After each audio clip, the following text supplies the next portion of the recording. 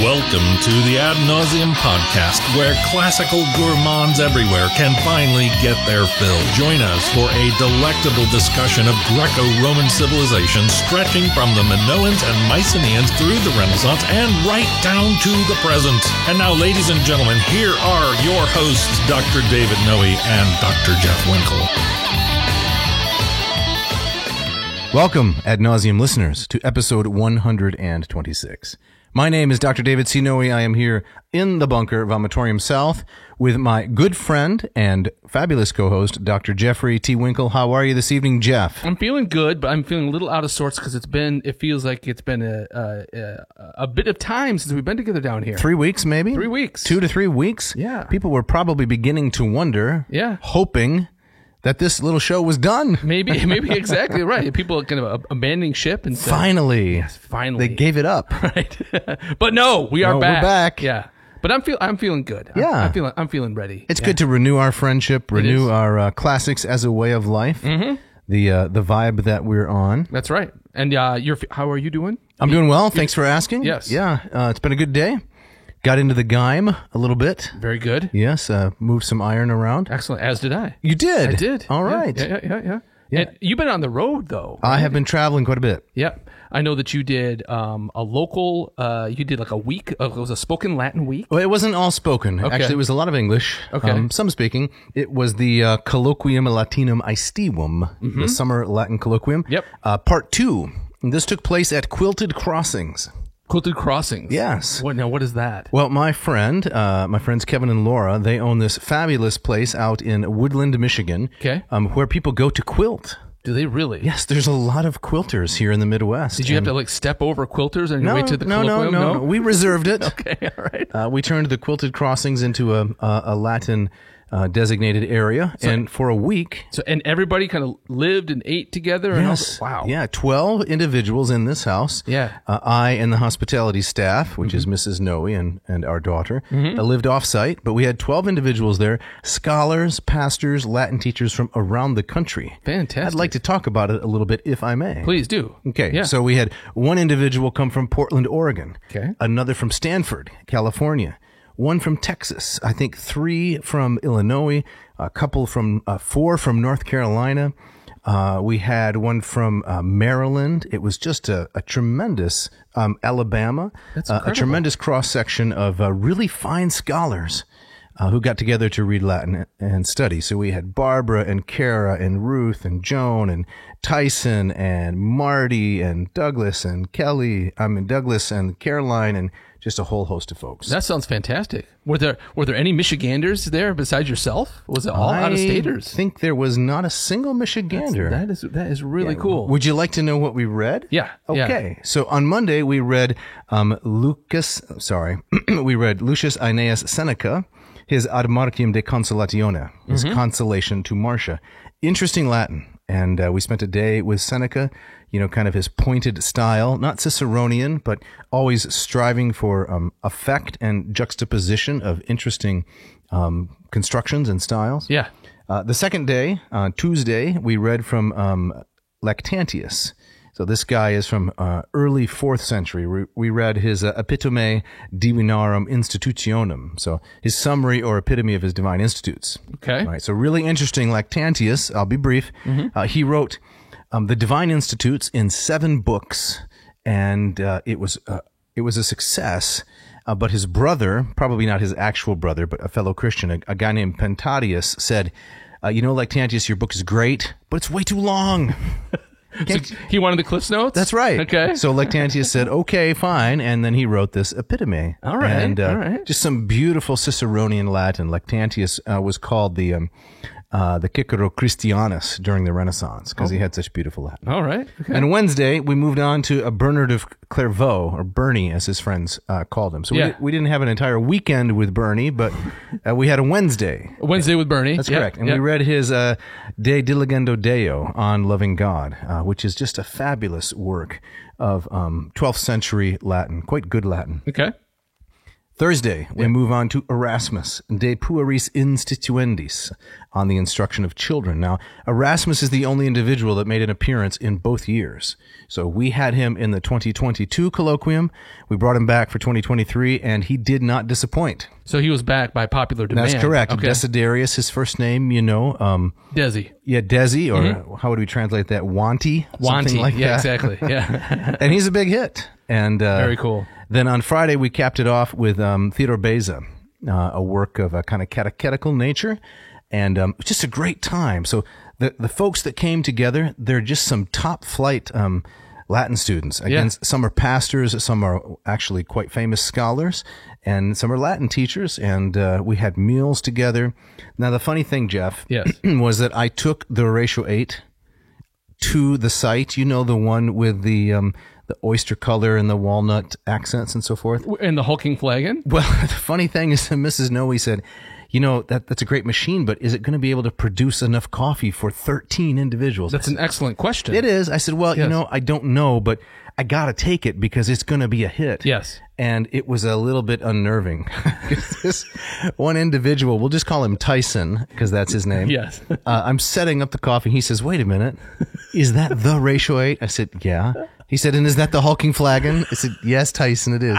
And is that the Fibonacci head? And are those the metallic? And it was as though he had listened to all these episodes. Yes. And wow. Wow. So he was in awe of the object. He was. Yes. And it's famous, kind of. And it was a little unnerving, right? Yeah. I was thinking, what have we been doing 126 episodes? That's hysterical. It was a great hit, and people loved it. Wait, I guess you do multiple pots. Oh, the thing was running around the clock. I imagine, yes. And we had a second, sorry, Mark, not Ratio, No. a second squirty plastic machine going because as intense as the Latin study was, people needed a lot of coffee to keep them going. I can imagine. But we had adult beverages, we had soft drinks, we had delicious food. It was just a fantastically good time. So I'm assuming there's going to be a part 3. I think so. Yeah, we're going to plan it for 2024. So our listeners, you'll have to keep them apprised when this is coming, and if I could just let them know and inform them. Or that. Okay. Right. You want me to apprise them? I keep them up to date. We don't give out prizes. Right. So now the list of authors there. Right. My chronology always gets fuzzy. Anything after Constantine. Yeah. But were you going chronologically? Yes, that was the plan. Gotcha. Sequential. The idea is Latin is Latin from whatever era. Yes. There are some differences, and I'm very thankful for Erasmus and Valla and Petrarch and the guys that brought back good Latin style during the Renaissance. Yeah. But Bernard Clairvaux, he was called Doctor Mellifluous. Really? The honey-flowing doctor. It sounds like he should have been a DJ. That's good, isn't it? That's not bad. Because he has such great style. Wow. And, we had fires in the evening, and the weather was perfect. You know that it's been a little bit hot. But it has been, yeah. For that particular week, July 17 through 21, zero humidity. Yeah. Nice, cool evenings. So with these fires in the hearth or outside? Outside, around the fire pit. Nice. And we just had a great time. That sounds fantastic. And the hospitality crew, Mrs. Noe and our daughter, they just did great. They came through? Oh, yeah. Yeah. It was a good time. Fantastic. Yep. Excellent. Well, yeah, we'll have to keep our listeners aware of when the next one's coming around. Right. So, but I mean, if you're going back to the same place, space is limited. Well, we could only fit 12. Yeah.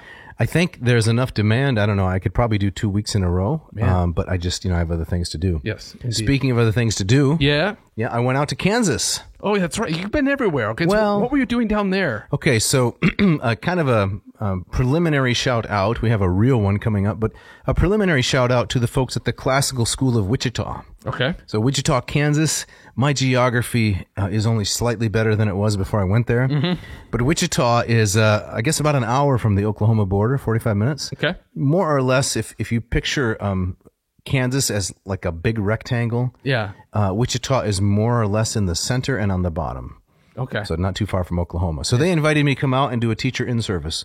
So I flew out on Wednesday, and on Thursday Spent the whole day teaching Greek, Moss Method, to some fabulous students, Evan and Ben and Justin. And then on Friday, spent the whole day teaching Latin to just some additional fantastic students. Excellent. To Jordan and Melissa and Kenna and they showed me fantastic hospitality. They wanted to meet you, Jeff. Oh, really? Yes. Wow. Fans of the podcast. They were asking lots of questions, and when coffee was served, they would say things like, "We're a little ashamed to serve you this coffee when we know you only drink from the ratio 8."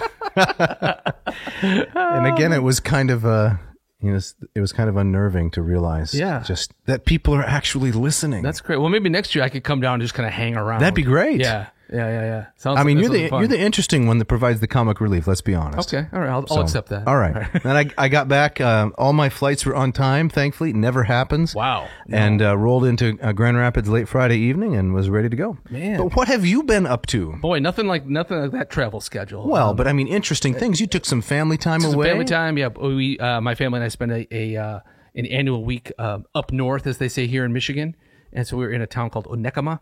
What is that again? Onekama. Which is, have you seen these, like, people will put these stickers on their car with initials so they lead into the Outer Banks. OBX, right? So there's one for Onekama. There's the number 1 with a comma, because when you look at the name, it looks like 1 comma. Oh, wow. Yeah, I'm not a big fan. Did you get a couple of those to put on the back of your family wagon? I find them, I don't know, there's something off-putting about them, right? But Onekama is beautiful. We had this cottage right on Lake Michigan on the dunes, and so lots of hiking and swimming and cooking and fires. It was great. Shark-free waters. Shark-free, salt-free. Is how Lake Michigan bills itself. Exactly. They don't mention the giant chunks of ice still floating from the previous winter. It was actually very temperate. What? We were jumping off the pier into deep waters. It was wonderful. Really? Yes. And you are you're the chef for these events, aren't you? You do all the cooking. It's part of the deal. A man of many talents. So what was on the menu? We did some Greek food. We did some souvlaki with tzatziki and roast vegetables, briam. Wow. We did some Indian curries. We did also just kind of classic burgers and brats, homemade pizza. Right. Taco night. Right. And the place that we rent has a big kitchen with a big island. Nice. So it's a really fun place to cook. Nice. Yeah. So it's at this. That's really interesting. It's at this point in the podcast where the listeners usually say, "Come on already." Yeah. We're tired of hearing about your trip to Kansas and what you're serving and so forth. Get out of the classics. Yeah. But no, we're going to make them wait a little bit longer. Okay. Did you serve any tomatoes during this past week? Yes, there were. Because some roast tomatoes. I have a little bit here. Okay. And no one's ever found it funny, but I'm going to inflict it on you. All right. And we'll see where it goes. All right, drop it. Okay, so when we were kids, there were not really cherry tomatoes. Do you remember when the cherry tomato craze first hit? I don't remember. It was along about the same time, maybe mid-'80s, as the salad bar craze. Okay. These places around here were offering the all-you-can-eat salad bar. Yeah, okay. You remember that? I remember that, yeah. Okay, so then all of a sudden, in these little silos down among the ice cubes, there's cherry tomatoes. Yeah. And that was a big deal. Don't you think that was a big deal? I'm sure it was. I'd never seen a tomato that size. I'm sure people that were wandering through the produce aisle that do most of the shopping say, "Hey, what is this?" Exactly. And then do you remember after, here's the bit, they introduced grape tomatoes. Yes. And I was thinking, grape tomatoes? Yeah. Right? What are the scientists up to? Are we headed next toward like poppy seed tomatoes? That's got to be. I mean, they keep getting smaller. Smaller, and finally it'll just be a can of aerosolized tomatoes. They'll just spray them at us. A tomato mist. Yes. No one's ever found that funny. I like it. Okay. I like it, right. Yeah, you're a good friend. I just kind of float that out there. How small must a tomato be before I will ingest it? Exactly. You But know? what I never understood is, so we've got the cherry. Right. The grape, it's slightly more oblong. And it's only a little bit smaller than a cherry. Why would you choose one over the other? I don't know. I guess they have a slightly different taste. I've bought them both, but it was never like, I got to get the cherries. And then there are those yellow pear-shaped tomatoes. They call them pear tomatoes. Have you seen those? They're actually called pear tomatoes? Yes, they are. I've seen them. I didn't know. Because they're that kind of pear shape. So where does it end, right? We're going to get banana tomato. You got to peel it yourself. Exactly, Come on. Come on. Exactly. Right. All right. Well, that's the bit. Let's get back to classics. All right. So, hey, Dave, what are we talking about tonight? Well, we have an actual shout out. Oh, we do? Okay. Yes, we do. All right. So you're going to have to read a little bit of this, please, because some of it is complimentary to me. Oh. And you feel uncomfortable reading this about yourself? Okay. Yes. All right. Well, I'm comfortable hearing it. I'm uncomfortable reading it, but here we go. My name is Tyler Eaton. Currently, I am beginning the senior year of my undergraduate studies at Reformation Bible College. This is in Orlando.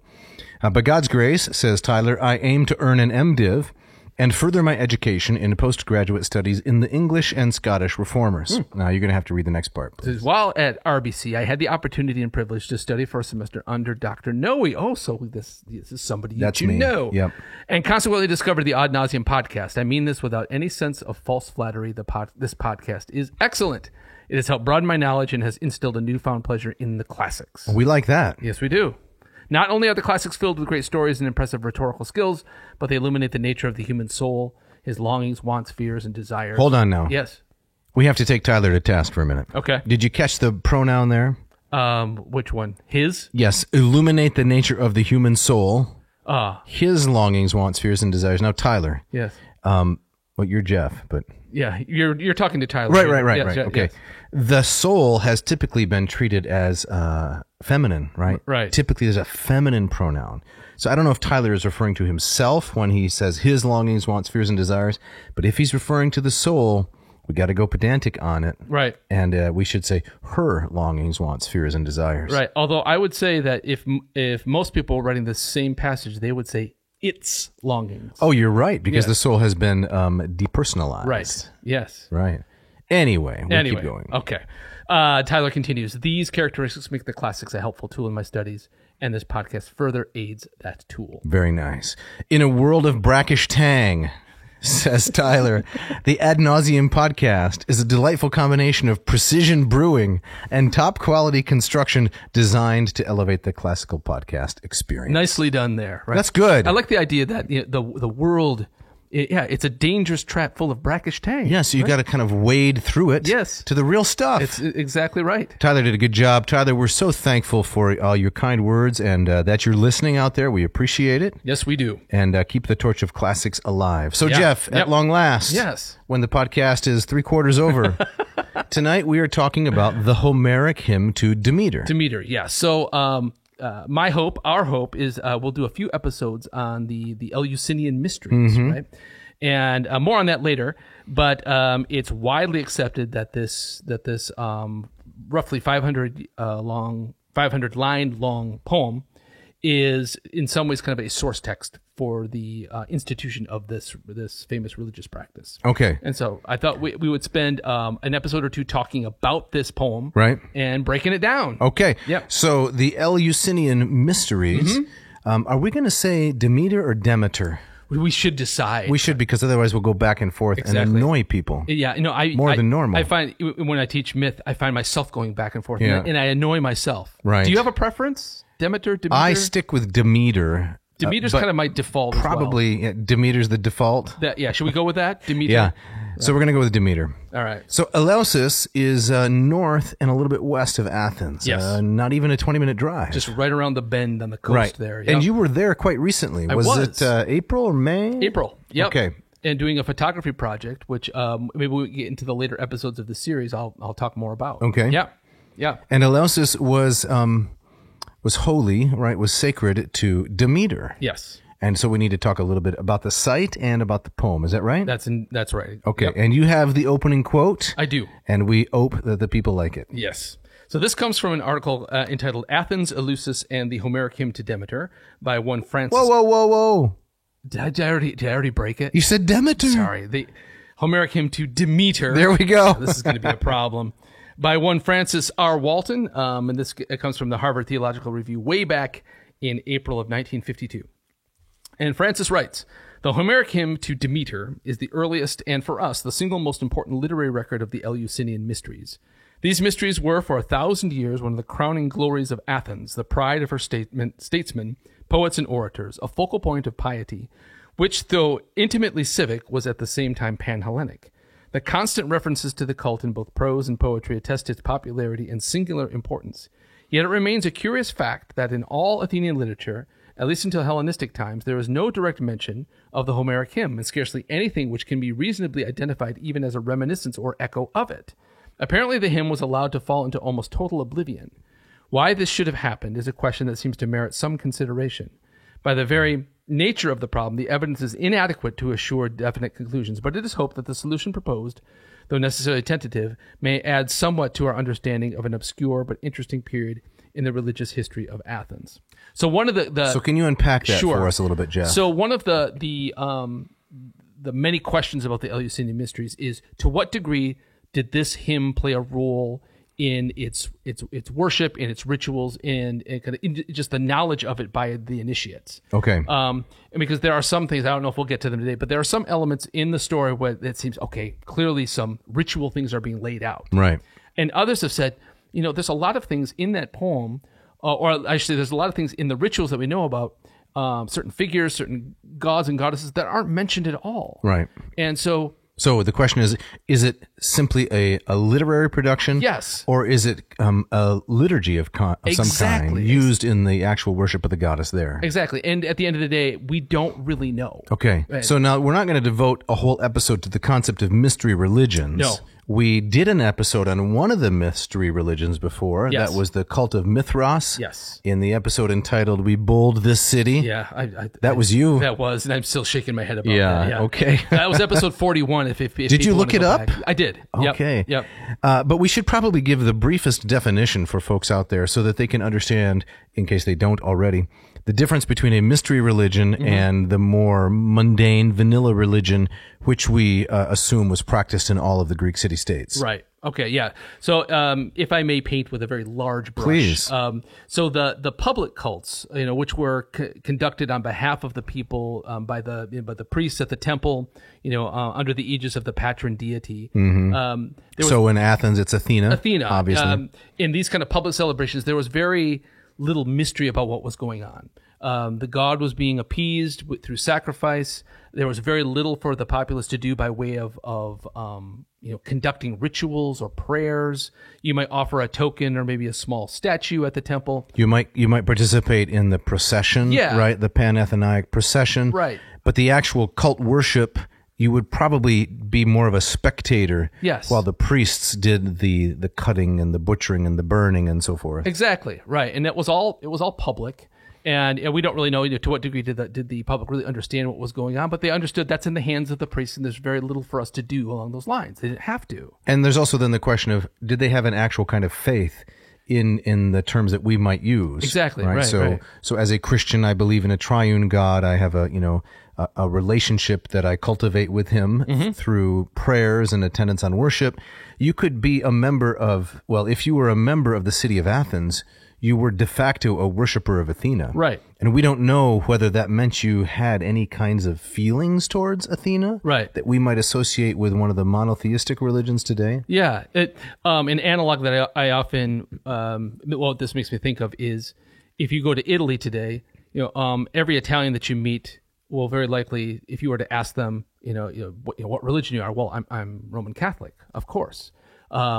But church attendance in Italy is famously very, very low, right? And so everybody's a Catholic by just simply the fact that they're Italian. And so I think a similar kind of thing too is like, you are a believer or worshiper of Athena simply because you are an Athenian, not because of anything that you do on a day-to-day or weekly basis. Right. I was looking up some statistics today. 90% of those in Greece today describe themselves as Orthodox. Yeah. But church attendance on Sunday worship is really, really quite low. It's very low. And the people that you do find there are the very, very old. Right. Yeah. Yeah. So we have talked about this a little bit before.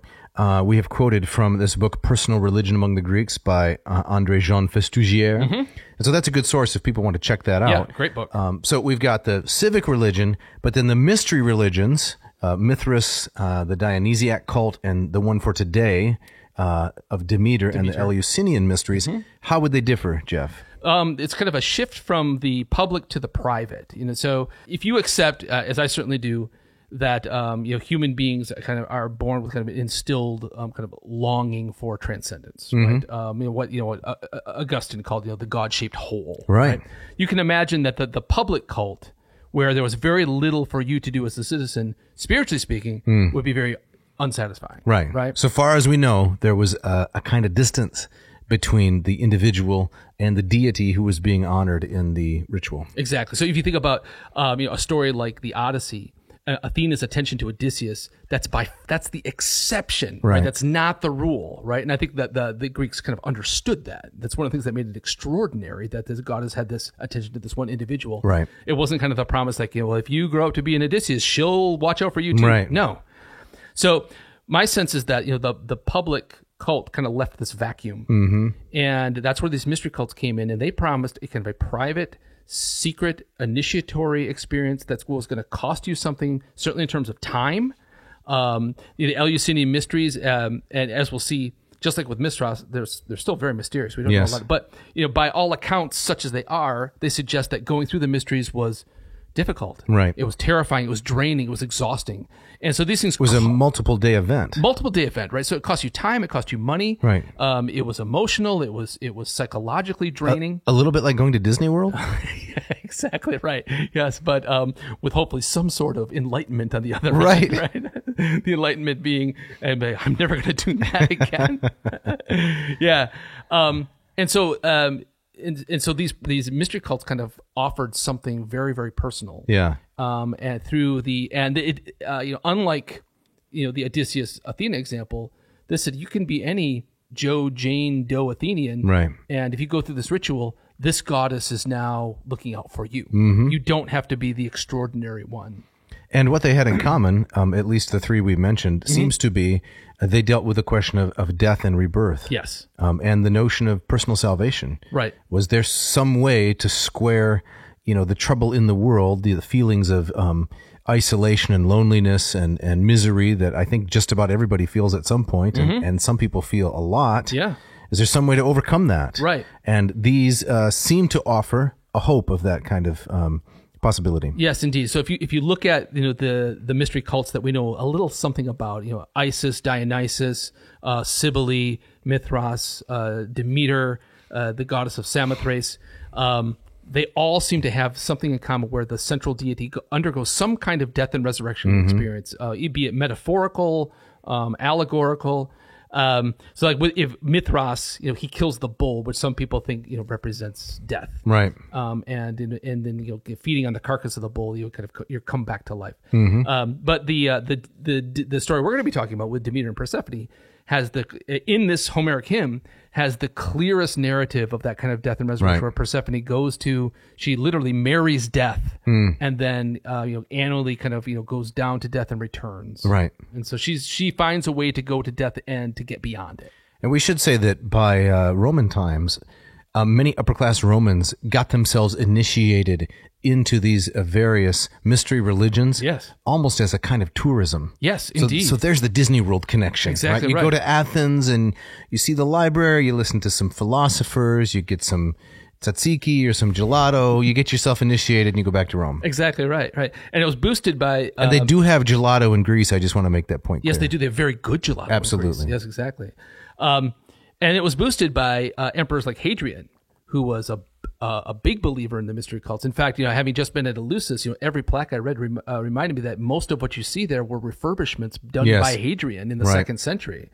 And so, you had the face of the emperor stamped on these places and saying, this is good. There was a huge pile of Amazon packages on Hadrian's front porch, on his steps, right? Yes. He was tearing open packages. I got to refurbish this. I got to refurbish that. Yeah. And redid the entire site of Eleusis. He did, amongst many other places as well. And he was a huge Phihellene too. Yes, he was. And I think it was at Eleusis that we famously heard that remark of that dear young lady on our 2011 trip. What's the one she was complaining about? If I see another old stone, I'm going to puke.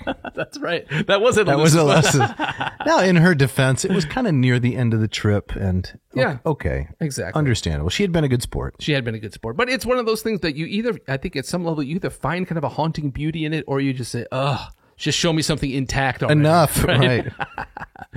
Yeah, so that's where we're going with this. And so I would add one more thing is that these death and resurrection motifs are not always in the mystery cults, but they're often tied to the cycle of the seasons. Right? Yeah, so you have a note here in the script, vegetation cycle? Yeah. Is this something you've been writing lately? The vegetation cycle? It's very locale, right? But as we'll see, again, none more clearly than in the Homeric hymn to Demeter, Persephone's going to the underworld when she does that, her mother, Demeter, the goddess of grain, she mourns. And when the goddess of grain mourns, the earth shrivels and dies. You get fall, you get winter.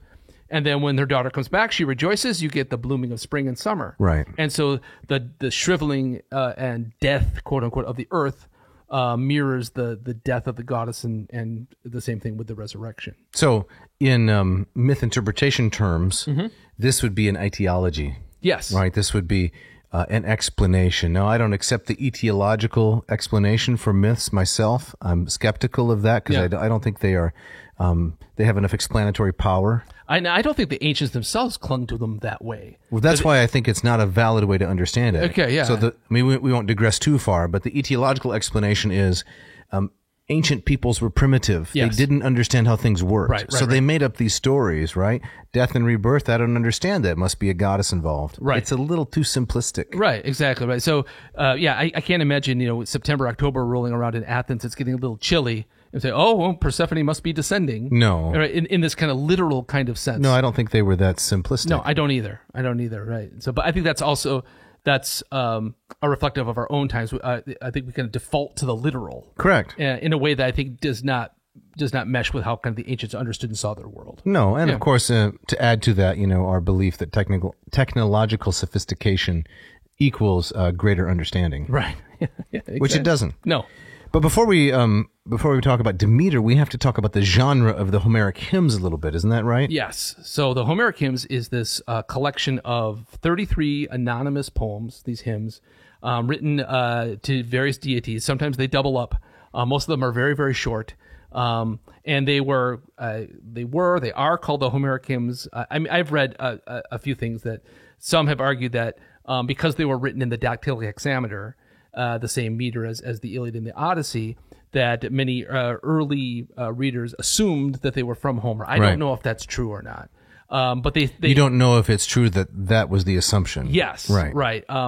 But because they're written in the same meter and they kind of maybe have kind of that Iliadic Odyssean feel to them. Well, they're dealing with deities, right? And so they were. There may have been a kind of an early understanding that, or assumption that they were actually Homeric. Correct. But they're not. Right. Yeah. And so there's these short poems, and each of them are dedicated to one god or a goddess, and they're very interesting reads. And the Homeric hymn to Demeter is the third longest of them. Yeah, 495 lines. Yeah, so it's a sizable poem. Only the hymns to Apollo and Hermes are longer. Right. So it's what we would call technically an epyllion, right? Yes. A mini epic. A mini epic. Yeah. Exactly. Now at this point, the listener is getting a little bit nervous. Oh, are they? Well, yes, about because what? we just finished the 12 books of the Aeneid. And they're going, no, don't start over. Oh, no. Another year? Epyllion, 495 lines. What are they going to do with this hymn to Demeter? Right. But, I remember when I first encountered these in grad school, it was in our rapid readings course with Jack Holtzmark of Tarzan fame. Oh, right? Yeah. So we read, I think, four or six books of the Iliad, then we read 4 or 6 books of the Odyssey. And then he said, we got to read some Homeric hymns after we read Hesiod, Works and Days. Yeah. And in the Loeb edition, the old Loeb edition, 1920, I think, Hugh Evelyn White, the Homeric hymns and the Hesiodic poems are put together. Oh, really? For convenience sake, and also because by common consent or common consensus, Hesiod is a slightly younger contemporary of Homer, and the Homeric hymns have that archaic stamp, right? Even though they were not written by Homer, whoever he was, or Hesiod. Right. Oh, that's really interesting. I think the general kind of scholarly consensus is that most of these poems were written in the 7th century. So between 699 and 600. Yeah. So on the heels of Hesiod, perhaps. Right. So yeah, that's really not a bad place to be. No, on the heels of Hesiod. Yeah. But Jeff, you've already made the point that these hymns are of different length, right? So can you give us kind of an idea of how much variety is there, and why does the poem to Demeter stand out? Yeah, so most of them, if you were to, I'm not going to read through the list, all the statistics, right? But most of them are very short. Okay, 5 lines, 7 lines, 13 lines, 18 lines seems to be the norm, right? I see this one to Artemis is 9 lines. Yes, right. Aphrodite actually gets 3 Homeric hymns. One is 293 lines. The next one is 21 lines, and the last one is 6 lines. And so they're kind of all over the place in terms of their length. And so the fact that the hymn to Demeter is 495 lines really makes it stand out. That's a whopper. Yep. And did you read anything in the scholarship about why this might be? Is the idea that some of the longer poems were lost?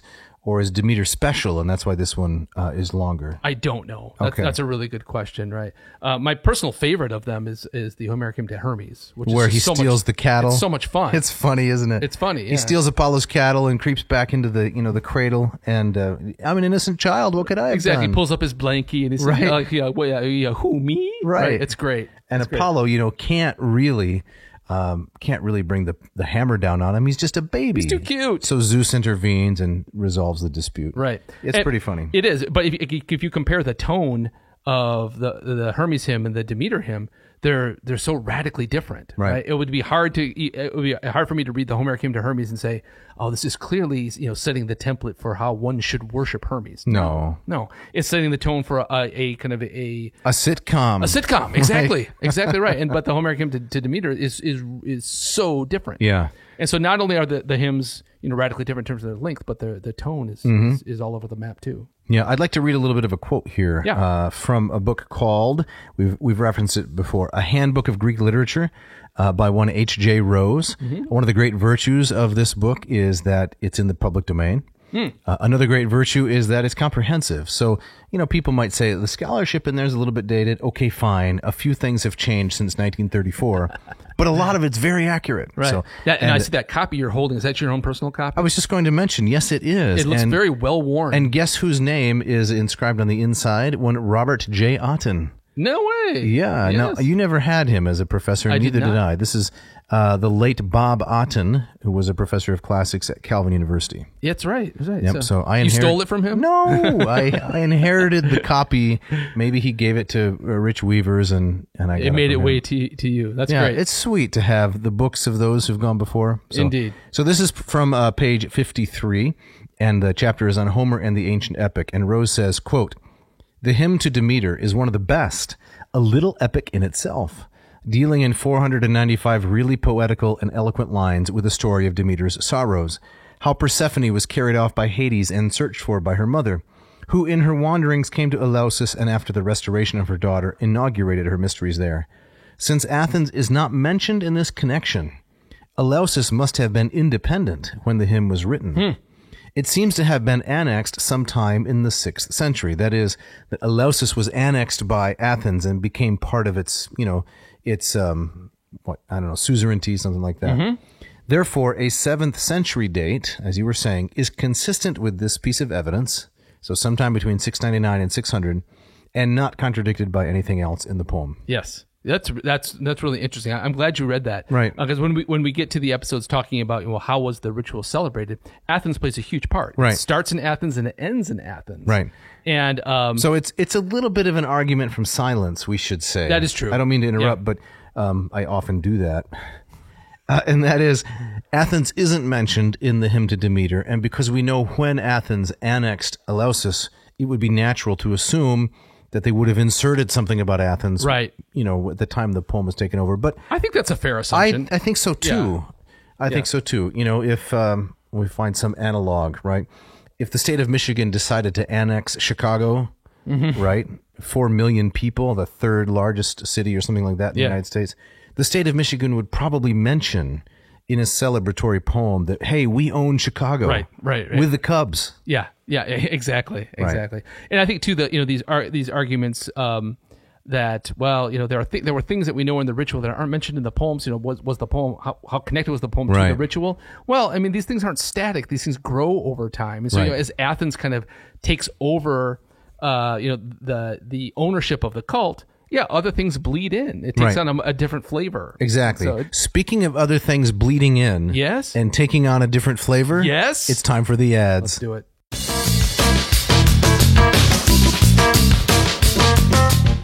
This episode of Ad Nauseam is brought to you by Ratio Coffee. Ratio Coffee, apparently the hit at Latin colloquiums across the fruited plain. Yes, very popular. Very popular, yeah. It was actually hard to pull people away from the machine. Come on, we got to study some Latin. They were kind of gathered around it. We want to watch and hushed tones. Exactly, and the coffee maker was kind of giving off this unearthly glow. Yeah, right? Like it had been initiated into a mystery cult. Exactly, right. So Dave, I love my ratio. I know you do. Machine. Yep. You've got your own hulking flagon now with the 8. You've got the 6 sitting on the shelf. It's not going anywhere. You didn't have the grace to regift it to some poor extended family member who's drinking, I don't know, pirate boat swill. Right. Yeah. That day will come. Okay. It will find a home. But just before I left here to meet you in the bunker, I filled the tank up with water. Nice. I got the the metal, my new metal. Did you get a metal cone? Oh, it's changed everything. Game changer, isn't it? It is, right? Enough throwing away those paper things. Exactly. And then again, the hulking flagon, which just keeps the coffee hot for hours. Did you brew up some this morning for Mrs. Winkle? Of course. Yep. All right. I brew up a cup. I brought it up to her as she was kind of reading up in bed. Oh man, it's a great way to start the day. It is a good way to start the day. Yeah. And so in my travels, I was drinking from, I don't know how to, Guric, the Guric. Yes. Guric. There may be some consonants switched there. You mean Keurig? No, I wasn't going to say that. We're protecting ourselves against lawsuits. Oh, yeah, sorry. So ignore what I just said. Yeah, the little cups where you stick it in the top and you pull the lever down. And I mean, it's passable. Yeah. I survived in one piece, but where was my ratio? Exactly right. And those things where you just get the one cup at a time, you have to kind of go back and do it all over again. No. Very labor intensive. Very labor intensive. You won't find that with the ratio 8 or the 6. You want just a one button push. One button push that takes you through the bloom, through the brew, and the ready. That's it. Correct. Yep. So while I was teaching in Kansas, we were talking about something in the Greek class, and I think it was Ben. I think it was this young man, Ben, fine Greek student. We're working along, and I said, okay, so we're doing pretty well. I think you folks are a little rusty. It's early in the day, maybe a little tired. And Ben said, hey, we're in the bloom stage. Not bad. That's pretty good. That is pretty good. Right? Yeah. Did you give him his props in the moment, or did you hold back? No, I gave him his props. Okay, well, I've grown in that. All right. In that regard, you know me pretty well, don't you? I do. All right. But if someone would like to score their own coffee machine, Jeff, yes, what should they do? They should go to ratiocoffee.com, RATIO coffee.com. Find the machine that you want, the 8 or the 6. Type in the coupon code. Dave, what's our coupon code for this? So it's the July code still. Even though we are in August. We are in August. But this code will work. It'll work. So AN, yes, ad nauseum, CO, coffee, the number 6, as in 2 times 3, and the letter B as in bloom. Or brackish? Brackish. Yeah. Yes. Beautiful. Beautiful. Should we say it again? Yes. ANCO6B. Yes. Check it out. So, and if you get that, if you put that in your in the box, yes, that will get you 15% off your entire. That's correct. You don't want to miss out on this. This episode of Ad Nauseum is also brought to you by the good folks at Hackett Publishing.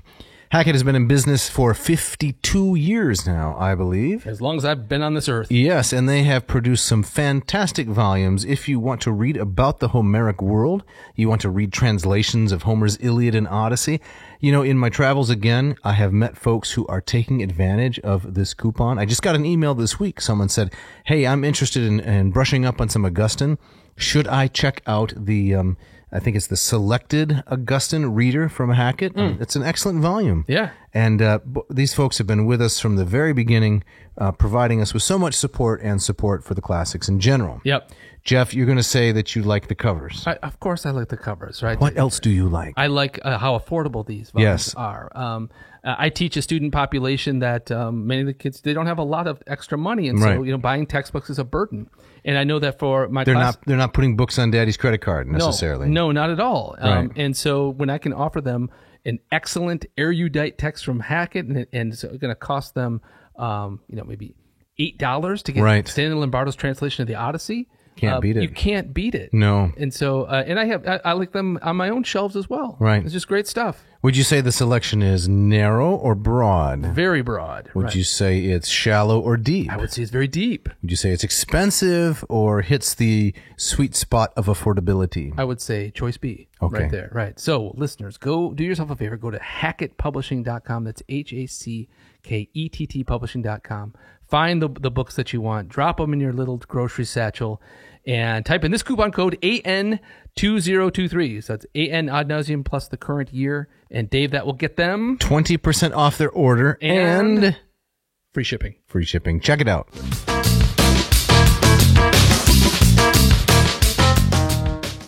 Okay, Jeff, so as we get back into the hymn to Demeter, you're going to tell us a little bit about who she was. Yeah, I don't want to go on at length here, but for our listeners for maybe this is brand new, Demeter was an earth mother goddess. In some ways, the mater part means mother, right? That's what I think that's a safe assumption to make.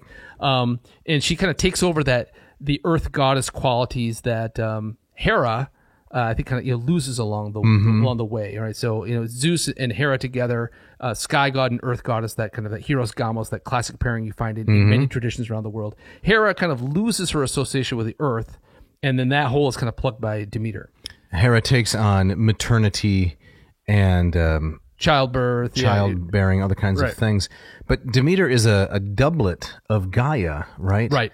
The earth herself, but I don't think Gaia is ever anthropomorphized. No. Right? Whereas Demeter is a full-grown woman. She appears in human form all the time. Yes. And she's an Olympian, am I right? She is a first-generation Olympian. So she's a daughter of Rhea and Kronos, and so that makes her a sister to Zeus and Hera and Poseidon and Hades. And the fact that she's a sister to Hades in this story just adds a kind of a layer of weird, maybe that the ancients wouldn't have paid attention to. But if you look at the family tree, it's tangled. It is. Well, she has an affair with Zeus at one point. I don't remember who the progeny was. Yeah, right. But there's a lot of craziness going on. Yes. But let's get into it. Dave, will you start by reading the first few lines of this poem in Greek? I would love to. So this is in Dactylic Hexameter, and I am using the Loeb edition that I mentioned previously, and they go something like this, the first 5 lines. De me tre ukomon semnen theon arkoma edein, autein ed thugatrata nous furon, hein I deo neos. Herpaxen doken de baruk tupos eurdruopa zeus. Nosfin de me tros crusa a oru agla o carpu. And finally, Paizu san ku re sisun okeanu bathu kolpois. Very nicely done. Thank you. Right. It's a little more challenging than some of the Latin hexameters that we've read. Indeed, right. But our listeners, who listen to our Iliad and Odyssey episodes, might recognize or our Aeneid episodes, that dum diddy dum kind of rhythm. Exactly. To that, right? Yeah, it's a marching, rapid, stately at times. Right. So I'll give a translation. This translation comes from Gregory Nagy, classicist from Harvard. Yes, famous guy. Yep. I don't know if he's still teaching. But I don't know. He's been around forever. And listeners, if you look at the Harvard Classics webpage, you can find this translation there for free. But Nagy translates thusly. I begin to sing of Demeter, the holy goddess with the beautiful hair, and her daughter, too, the one with the delicate ankles whom Hades seized. She was given away by Zeus, the loud thunderer, the one who sees far and wide. Demeter did not take part in this, she of the golden double axe, she who glories in the harvest. She, that is Persephone, was having a good time along with the daughters of Okeanos, the daughters of Ocean, who wear their waistbands slung low. They wear their waistbands slung low? This just struck me funny because it comes up... It's like yoga pants? At least like 4 times in this poem about the ladies who wear their waistbands slung low. Well, of what is this a translation? Let me see. They wear their waistbands. This is bathu kolpois. Yes. That's what it is, bathu kolpois. Deep, low in front, kind of. Low in front, right? I'm not sure. Was this some kind of fashion statement? Yeah, I think maybe it's because they're down by the ocean and they're cavorting and sporting in the waves. Yeah. I'm not sure. Maybe there may be somewhat of a sexual connotation that it's supposed to be alluring. They're scantily clad. I'm not sure. It's it shows up a couple of times later associated with I think Persephone herself. So I not exactly know why this shows up. It just kind of struck me probably unintentionally funny. Yeah. With these low slinging waistbands. Well, I would say that when it comes to things striking you unintentionally funny, you have a pretty light trigger there. Okay, that's okay. Fair enough. But so do I. We could go back to the tomatoes. Right, exactly. Right, so what do we make of this, Jeff? I mean, this is in terms of archetypal stories. This is a very common one where a young maiden kind of wanders away from civilization, and she's usually doing something kind of innocent and carefree, like Europa with the bull, right? Right, or even it makes me think of Little Red Riding Hood. Yes, she's going to Grandma's house to bring her some pot of butter, right? And she wanders through the woods and she encounters the big bad wolf. Pot of butter, but that's the version that really, she's bringing her Grandma's sick. So what do you bring sick people? Pot of butter. I'd never heard that. First of all, who carries butter in pots? Well, it's a crock. Country crock. A country crock, right? With a little handle. Right, exactly. But there's lots of stories in folktales and myths around the world. And then something violent and terrifying swoops into this locus amoenus and causes havoc. Right. And a common interpretation of these stories is that these stories involving these kind of young, innocent, often virginal women is that it's kind of a cautionary tale about their purity. Right? Yeah, don't do that. And the monster, represents a violation of that. Yeah. And so this is a similar kind of thing. And so she's out gathering flowers. In the poem, we learned that she plucks the narcissus flower. Mm-hmm. She's with her entourage. And that's often how these stories go. They're with friends who witness this. The earth opens up. And out of the crack in the earth comes up Hades in his dread chariot, grabs Persephone and drags her down into the underworld to kind of force her to be his bride, kind of caveman style. Yeah, I have to say this is to me, though I'm not a young maiden and never have been, obviously, perhaps the most frightening story in classical myth. It's terrifying. Because of the being buried alive idea. Yeah, oh yeah.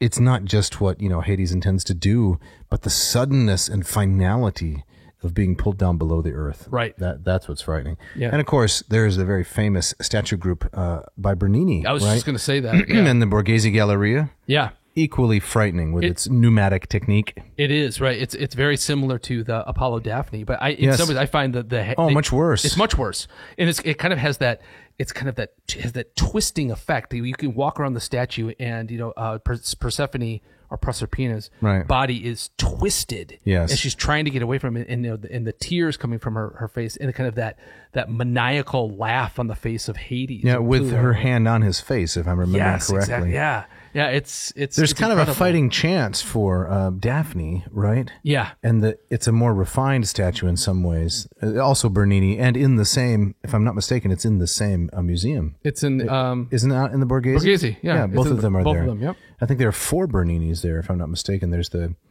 getting off track, but right. I think his David and Goliath is in there, and maybe the Aeneas and Anchises. Yeah. But it's incredible. The way that I remember about that statue, Hades, the way his hands kind of press into her flesh. So that's called the pneumatic technique I referenced earlier. It looks as though, the marble is pudgy. It's inflated. It's unbelievable. It's unbelievable. Yeah. But there's also a very famous, one of the rare Greek paintings at Pella, remember? Near the tomb of Alexander. Remind me. Not Alexander, but Philip II in Pella. I'm not remembering this. This is of Hades in the chariot abducting Persephone. Oh, okay. I don't know. You've seen that, haven't you? I'm sure I have. I'm just not remembering it. Well, it's in Pella or Vergina. I can't remember. Maybe it's in Vergina, but all in that region of Macedonia, right? Yeah. I'm sure you've seen it, but also equally frightening. Yeah. So down she goes, and what happens next? Down she goes. Her cries kind of echo throughout the world. The author tells us that Hecate and Helios hear the cries, but Hecate, the witch goddess, yes, and Helios, the sun, but they're both hesitate to do anything about it because they know or they learn that Zeus has given his stamp of approval and said to his brother, "You can do this." And so when Zeus says something's going to happen, you're not going to step on his toes, and so it becomes that much more brutal for Demeter is that people know about this, but they won't step up to help. Well, I mentioned earlier that Zeus and Demeter, right, brother and sister, had an affair, right? And I said I couldn't remember who their progeny was. Yes. Well, this is, face palm, I think they call that. Right. So go ahead, Jeff. It's Persephone. Right. Yes. So it's Zeus's own daughter that's being abducted by his brother. Whose abduction Zeus endorses and permits and allows? It's terrible. Yes. Right. So as the story goes on, Demeter hears her daughter's cries echoing off the mountains. And here I'm going to pick up with more of Professor Naj's translation, which goes, "And the lady mother Demeter heard her, and a sharp achos seized her heart." A pain. Grief, yes. The headband on her hair she tore off with her own immortal hands and threw a dark cloak over her shoulders. She sped off like a bird soaring over land and sea, looking and looking, but no one was willing to tell her the truth. Not one of the gods, not one of the mortal humans, not one of the birds, messengers of the truth. Thereafter, for 9 days did the lady Demeter wander all over the earth, holding torches ablaze in her hands. Not once did she take of ambrosia and nectar sweet to drink. In her grief, nor did she bathe her skin in water. So what are the torches for? Are they used to search for her, or are they symbols of mourning? I think they're both. It's a very layered symbol. This is one of these things that scholars of the mysteries argue that may have been reenacted. That, as the initiates kind of go through this, one of the things that they're also doing, they're also looking for Persephone. Right, so they would carry torches in a nighttime ritual, right? Couldn't they just shake their iPhone and turn the flashlight on automatically? Can you, how unimpressive would a modern version of this? Just yes. kind of tap the little flashlight. Where are you? Right? They'd locate her by GPS, and it would be over in a minute. Right. Right. Thankfully, these stories were from a more, primitive time, simple time. A simple time. In terms of technology. Right. But I think also the carrying of the torches, Hecate is also a goddess who's often depicted with torches as well. So right. She lights your way through the underworld, because it's kind of searching through the darkness of death for the daughter that you've lost to death. Mm-hmm. Yeah. And then the 9 days, that becomes, I think, clearly kind of programmatic for the later celebration of the mysteries, is that the greater mysteries, as we'll learn later, there were 2 stages of the mysteries. The lesser mysteries took place in March, and the greater mysteries took place in September. In the fall. Right. Right around the equinox, when Persephone would be allegorically descending. Mm-hmm. And those greater mysteries lasted for a total of 9 days. And so the assumption is, which I think is a fair one, is that why? Well, that's because that's how long that Demeter searched for her daughter before winding up at Eleusis herself. Mm-hmm. Yeah. And there was, as we'll discuss later, a long procession from the city of Athens all the way to Eleusis for the celebration of the greater mysteries, correct? In the fall. That's what kind of capped off. That was that was the moment that kind of capped off the main part of the mysteries. Right. Yep. Well, Jeff, we're getting up against it a little bit. We are. And this seems like a pretty natural place to break off. Yes. And in anticipation of part 2. Yeah. So what should we say about this now in terms of where we're headed? So we'll pick it up next time. So Demeter herself, she, as we'll learn, she disguises herself as an old woman, and she actually comes to rest in the small town of Eleusis. And that's where the story really starts to heat up.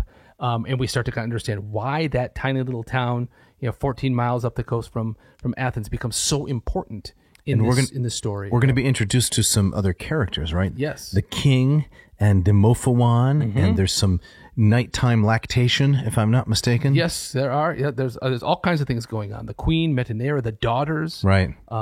There's a figure who tells jokes and gets Demeter to laugh for the first time. And so does he have a tomato bit? She needs a tomato bit. Yeah, definitely. Right. I don't know if the tomato bit would have. Well, she's a goddess of agriculture. She would have loved the tomato. She'd have gone for that. Oh man, that would have been huge. Yeah, exactly. But we are up against the clock. We got to get out of here. But before we do, Dave, tell us a little bit about the Moss method in LPSI, would you? Yeah, sure. So when I was out in Kansas, I was promoting the Moss method. They're using it in schools now. Fantastic. And the book is fantastic. It's a great book, 19th century. Charles Melville Moss put together these really interesting stories. And I've just been, standing on his shoulders. And I built a program around it. So you've got Module 1 with 40 lessons, whiteboard explanations of the grammar in great detail. But in order to get started reading the stories, you only have to know the first declension of the noun. So that's 8 forms and 6 verb forms. And then you just start reading, right? Yeah. So no memorizing lots of grammar before you start. You learn it along the way. You hit the ground running. That's right. It's a lot of fun. And there's a great quote at the beginning of the Moss book where Moss says words to the effect of, Greek should be a matter of the intuition and the brain. It shouldn't be an exercise in flipping through a lexicon. Yeah. And I really like that. He's trying to get you to appreciate and understand the language. So if you're interested in studying Greek with me, go to mossmethod.com. Please check out the program. I have a new episode dropping, as they say, something from 2 Corinthians, a little tiny free Greek lesson coming out pretty soon. When Mishka, gets that done. You can check out that and all the other free material. And if you like the course, sign up and join me for office hours each week. Fantastic. And what about LPSI? Yeah, so I got a Latin program too, and it's newer. It's not as old as Moss, hasn't been going as long, but latinperdiem.com/LLPSI. Hans Orberg wrote the great Familia Romana, the Lingua Latina per se illustrata, and you can take this course. Like Moss, it's self-paced, expert, and accessible. It begins ab initio from the ground up. It's a great value. I like to say about my programs, there may be better teaching out there. It would be immodest for me to claim otherwise. But I think this is really the best value, the combination of expertise and affordability. Fantastic. And like the Moss method, this too also kind of gets you reading Latin right away, right? Absolutely. Yeah. Roma in Italia est. That's how it starts out. Anybody can do that. Yeah. And it's kind of nice sometimes when you're in a class, as in this one, to watch other people learn. Yeah. So it's much less pressure. Right. We've got 4, studio audience members kind of. I'm teaching them, and you can watch as they learn. That sounds great. All right, Dave. Also, before we go, big thanks to Mishka, our intrepid engineer who puts this all together so nicely and makes us sound so good. And not only that, but when Mishka first started working for me with some of the other projects, there was no mention of a podcast. You know what she was going to do in the beginning? What was that? Data entry. Is that right? Yes. Oh, man. And I said, well, Mishka, can you do some other stuff? Well, I'll give it a try. How about the audio and video production? I'll give it a try. Yeah. And, I mean, she's... Boom. She can do it all. Fantastic. Also, thanks to Scott Van Zen and Ken Tamplin for the great music you hear throughout the roaring riffs there. Really nice stuff. The bumper music for the commercials and the guitar intro and outro. It's great stuff. Good stuff. And hey, if you wanna drop a note, if you want a shout out like Tyler got in this episode, drop us a note. You can write to Dave at adnauseum.com. Don't forget the V. Or Jeff at adnauseum.com. Don't forget the V. We've got some good correspondence recently. We're going to reply to that. Don't worry. Yes. You're not forgotten. Mm-hmm. And we have a couple of shout outs in the pipeline, I think. We'd love to have more. Fantastic. Yes. And next week, we're going to pick it up where we left off, and we're going to continue looking at this wonderful, enigmatic, and mysterious hymn. Right. Yep. The Homeric hymn to Demeter. Now, Jeff, this is where you usually say... Yeah. I believe you have the gustatory parting shot? I do, yes. But we're not going to cue the music right at the end of this because we have a special send-off. Oh, we do? Yeah, so a young fan, a young man whom I met this week, a charming young individual, a voracious reader of the classics, and he loves this podcast. It was so thrilling to hear about how much he is enjoying this young man. And he wanted to meet Dr. Winkle. I said, well, I don't know if we can do that. We only bring him out on special occasions. That's right. Yeah, exactly. But I had him record a little bit of a valediction, which is going to come here at the end. Excellent. So we're going to hear from Jonathan.